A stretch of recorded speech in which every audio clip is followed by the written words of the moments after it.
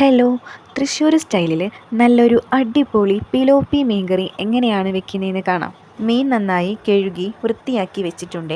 ഇനി പച്ചമുളക്, ഇഞ്ചി ചതച്ചത്, കറിവേപ്പില, കുടംപുളി, നാളികേരപ്പാൽ, ചുവന്നുള്ളി ചെറുതാക്കി അരിഞ്ഞതും കൂടി മാറ്റി വയ്ക്കണേ. ഇനി അടുപ്പ് കത്തിക്കാതെ മീൻകറി വെക്കാനുള്ള പാത്രമെടുത്ത് അതിലേക്ക് എരിവിനനുസരിച്ച് മുളക് പൊടി, മല്ലിപ്പൊടി, മഞ്ഞൾപ്പൊടി, കറിവേപ്പില, ചതച്ച് വെച്ചിട്ടുള്ള ഇഞ്ചി, 4 പച്ചമുളക് നീളത്തിലരിഞ്ഞതും കൂടി ഇട്ട് ആവശ്യത്തിന് ഉപ്പും കുടംപുളിയും ചേർത്ത് കുറച്ച് വെള്ളവും ഒഴിച്ച് നന്നായി മിക്സ് ചെയ്യണം.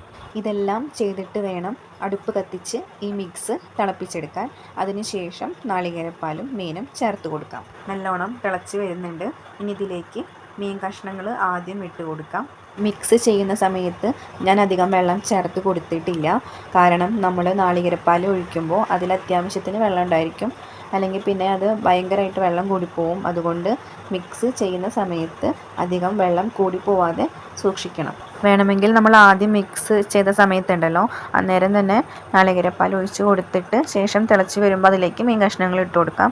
അല്ല, ഇങ്ങനെ ചെയ്യണമെങ്കിലും കുഴപ്പമൊന്നുമില്ല. ഏത് മെത്തേഡാണെങ്കിലും രണ്ടും ഒരേ ടേസ്റ്റ് തന്നെയായിരിക്കും. ഞാൻ പിന്നെ തിള വന്നതിന് ശേഷം അതിലേക്ക് ഒഴിച്ച് കൊടുക്കാമെന്ന് വിചാരിച്ചിട്ടാണ് ലാസ്റ്റ് ഒഴിച്ച് കൊടുക്കുന്നത് കേട്ടോ. നിങ്ങൾക്കത് മിക്സ് ചെയ്യുന്ന സമയത്ത് തന്നെ ഒഴിച്ച് കൊടുക്കണമെങ്കിൽ അങ്ങനെയും ചെയ്യാം. അപ്പോൾ മീൻ കഷ്ണങ്ങളൊക്കെ ഇട്ട് കൊടുത്ത് പാലും ഒഴിച്ചിട്ടുണ്ട്. ഇനി നല്ലോണം തിളച്ച് വന്നിട്ടുണ്ട്. ഇനി അത് ഇറക്കി വെച്ച് ഒരു ചീഞ്ചട്ടി വെച്ച് അതിലേക്ക് കുറച്ച് വെളിച്ചെണ്ണ ഒഴിച്ച് കൊടുക്കാം.